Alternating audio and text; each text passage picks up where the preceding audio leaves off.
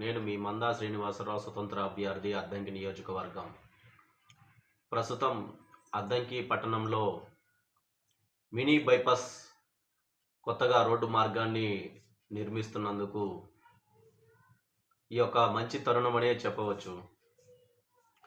ఏ యొక్క పార్టీకి నేను వ్యతిరేకిని కాను.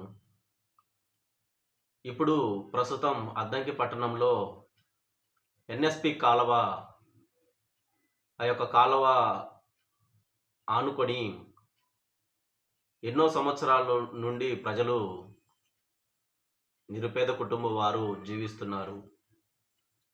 వారికి కనీస వసతులంటూ ఏమీ లేవు.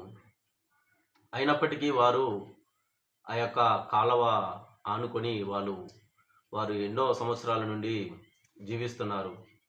ఇప్పుడు ప్రభుత్వం అభివృద్ధి పనులు చేపట్టిన దృష్ట్యా ఉన్న పలంగా ఆ యొక్క ఎన్ఎస్పి కాలువ సమీపాన ఉన్నటువంటి పేద ప్రజలను ఈ యొక్క పండగ పర్వదినాలలో క్రిస్మస్, నూతన సంవత్సరం, సంక్రాంతి ఇలాంటి ఒక పవిత్రమైన పండుగ దినాలలో వారిని హుటాహుటిన తరలించడం అనేది మంచి పరిణామం కాదని నేను సూచిస్తున్నాను. అభివృద్ధి చేయడం అనేది అది సంతోషకరమే.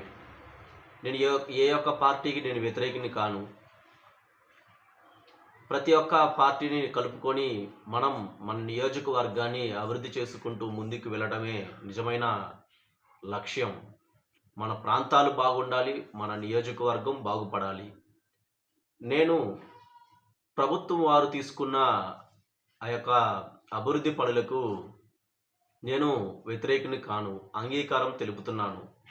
అయినప్పటికీ ఇప్పుడు చూస్తే మరి పేద ప్రజలకు హుటాహుటిన తరలించి మరి వారికి కనీస వసతులంటూ ఏమీ లేకుండా వారిని అద్దంకి పట్టణం ఊరి చివర వెలుపల వారికి ఆ యొక్క స్థలాలు కేటాయించి ఇచ్చామని చెప్పారు. అక్కడ అభివృద్ధి చేశారంటే శూన్యం. ఏమాత్రం అభివృద్ధి చేయకుండా నీటి వసతులంటూ ఏమీ లేవు. ఇలా ప్రజలను ఈ యొక్క పండగ పర్వదినాలలో కంటతడి పెట్టించడం అనేది ఏమాత్రం సరికాదని నేను సూచిస్తున్నాను.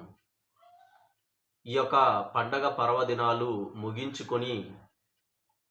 ముగించిన తరువాత అభివృద్ధి పనులు చేపట్టాలని మందా శ్రీనివాసరావును నేను ప్రభుత్వాన్ని